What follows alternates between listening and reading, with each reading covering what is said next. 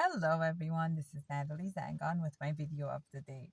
So today I wanted to do a video for you guys regarding a very important topic. So our important topic today is something that's not talked about as much in our community or explored, and I think it is so crucial for us to have a better, deeper understanding of it. Today I wanted us to do a talk regarding what are some things that can take step to lead people to have maladaptive behaviors as adults. What is it that happens that people end up having these maladaptive behaviors as adults? So the number one factor is shame. Shame and not having a holding space as a child.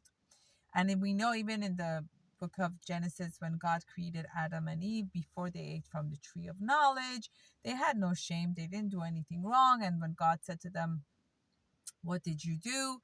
That's when they realized they were naked and they were ashamed. But before eating from the tree of knowledge, there was no shame. So shame and having a holding space is really important. If you were brought up in a home where you were shamed often, where you were put down, where you were neglected, it leads you to develop a lot of maladaptive behaviors to make those feelings go away and not deal with it. So basically, um, delayed gratification as a child, if you were taught to delay your gratification instead of having instant gratification, if you were able to be comforted despite what feeling you were having, your parents, especially your main caregiver, which is your mother, was able to hold the space for you when you were having your emotional feelings and offer you warm attachment, meaning giving you a secured, attached space where you felt comforted, cared for, nurtured, and you were told it's going to be okay. I'm here for you.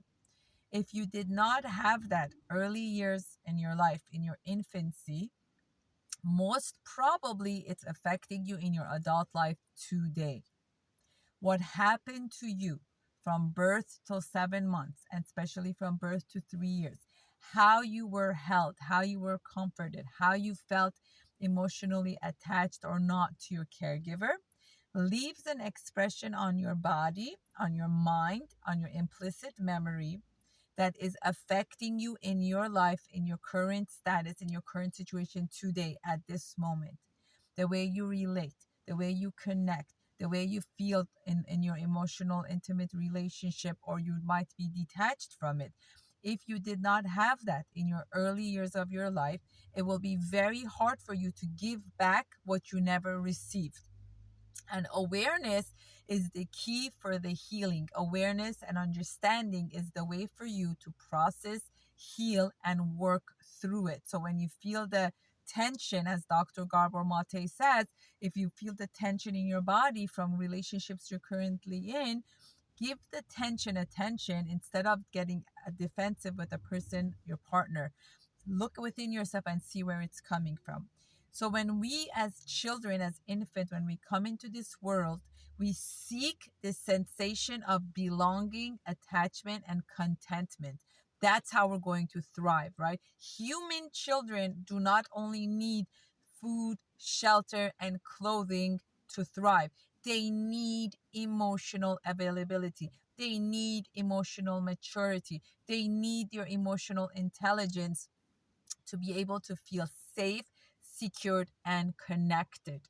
If you did not get that during your childhood, most probably today in your marriage, you are running away from it because you don't know how to be emotionally intimate, vulnerable, and connected because you don't have a file for it in your brain.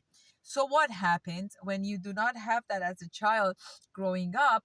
You have a hard time offering it as adults. So, what do? You escape. You escape. You find ways to instant gratification and escape because emotional belonging and connectivity takes time, takes effort, takes understanding, takes a sense of belonging. And if you don't have that growing up as a child, it's very hard for you to give it back. So, what happens? You go into instant gratification.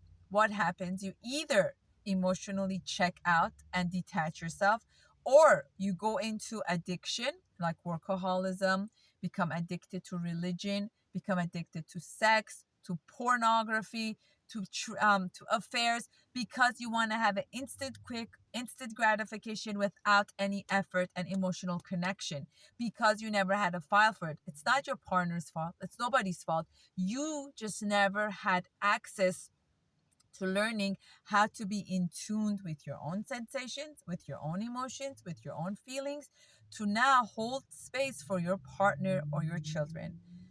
What happens with men, especially, they either their prefrontal cortex doesn't develop the way it needs to. Let's say they had a really, really good mother, but the mother was emotionally detached. In the past, we used to think trauma happens when there is alcohol abuse, physical abuse, tragedy, like divorce or a major situation. But now the new research is teaching us that a mother who's also emotionally detached and unavailable, that too causes trauma in a child. That too causes the child not to emotionally get their brain developed to be able to be emotionally connected in their adult life and in their marriage. So what happens? They're checked out. They're zoned out. They're there physically, but not mentally, because it's hard for them to be somewhere they've never been before. So now you have to gain awareness and education and understanding of what happened to you during your childhood and how can you parent that inner child within you to make you become more emotionally present and available to your wife and to your children, which is the essence of what your relationship is. Instead of going to the quick fix, to the instant gratification, whether it's drugs, whether it's pornography, whether it's um, uh, of shopping, whatever it is that's a quick fix, instead of the easy way out, you need to slow down and see how can you process and get to a point where you become comfortable with your own feelings, with holding space for another person's feelings and that connection. And what happens to a lot of women that have gone through this is that they either become very into perfectionism, narcissistic, self-centered, wanting everything to be a certain way. They smother their children. They feel like their children is an extension of themselves because they don't have a healthy relationship with their husband. They become codependent, excessively dependent on their husbands, or going to shopping addiction. That they become, shopaholic, like excessive shopping, because they just want an instant gratification. Let me feel good instantly. Let me feel good instantly. Whoa, whoa, this is not what life is about. We come into this world, we are a higher sense of being. We're not in this world just for instant gratification, immediate fix, hit me up, hit me up. Nothing is supposed to do that for you. Not alcoholism, not work, not religion. You need to slow down and be mindful of the moment. So if you are struggling in your marriage, in your relationship today, if you are struggling as a parent, take a moment, scan your body, pay attention to it. Did you have a holding space growing up as a child? Did you have someone that said to you, "What happened? Tell me about it." Did you have someone that helped you regulate when you were dysregulated and feeling angry and upset, or were you sent to your room? Or were you punished? Or were you, um, you know, physically punished, or silent treatment? They stopped talking to you, your parents, because they didn't know any better. How were you treated when you were dysregulated and misbehaving? How were you treated when you felt alone? How were you treated when you felt lonely? Did you have a holding space or not? And if you didn't, find ways to reparent your inner self, to strengthen that part of yourself so you could bring up your healthy side in your relationship as well.